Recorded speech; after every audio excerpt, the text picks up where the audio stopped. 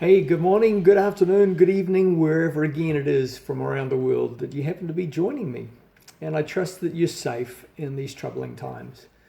I can feel like a remissive AA group attendee because it's been 3 weeks since my last moonshot. Yet, as this is episode number 50, I wanted to make it extremely relevant to the disrupted and volatile times that humankind is experiencing globally right now, as well as it being a marker for your journey as I assist you to progress on the path to your potential. Listening to a local radio station, lately they've been sharing inspiring messages on the disrupted and confusing and challenging times that we're living in right now. And they've termed these 3 minutes of mindfulness. And in a delicately soothing voice, the DJ Ash London delivers a masterful segment of calm encouragement each day. And today's portion was on the theme enough, striving daily to do a little better than the day before, yet recognizing that whatever you do is enough, and every day your enough becomes a little bit more for you. Let me share a parable. A young man wanted to become strong, and he prayed, "God, please help me become strong." God replied, "I'll take you to a place to train." And God led the young man into the hills to a large boulder and said, "Move this rock." And exerting all of his force, even though he felt it was senseless, the young man pushed and heaved for about 15 minutes. And then he said, "Look, it's no good. I can't move this rock. It's huge." "Come back every day then until you can," came back the reply. So for 3 years, the young man returned into the hills and tried with all of his might to move this boulder. And although each session lasted a little longer than the ones before, he just couldn't budge this boulder. So for him, the results seemed the same. "Come on, God," he said. "I've been pushing here for 3 years now. I thought you're going to help me move this rock. So will you just give me a hand?" Softly the reply came back, "I just brought you to where you could train. I never said that you'd be able to move the rock." Oh, okay, so was the young man misled in what he believed? Did he want something that he didn't deserve? Is it possible that God was just a fake?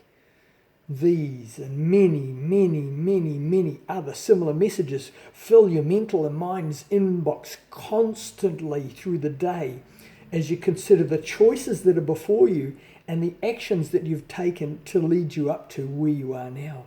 And to be sure, there is learning in the motions that you go through on your path. Yet the key is in what you learn from the process and in staying clear on the purpose, not the task. So let's go back to the story again.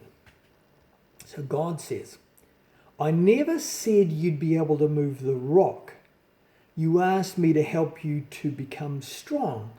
So just take a look at your muscles now in your arms and in your shoulders, in your chest and in your legs. Can you see how they've grown substantially because you kept pushing and because you believed you could move the rock despite not knowing if you could actually do it? You see, it's not always about moving things, my son.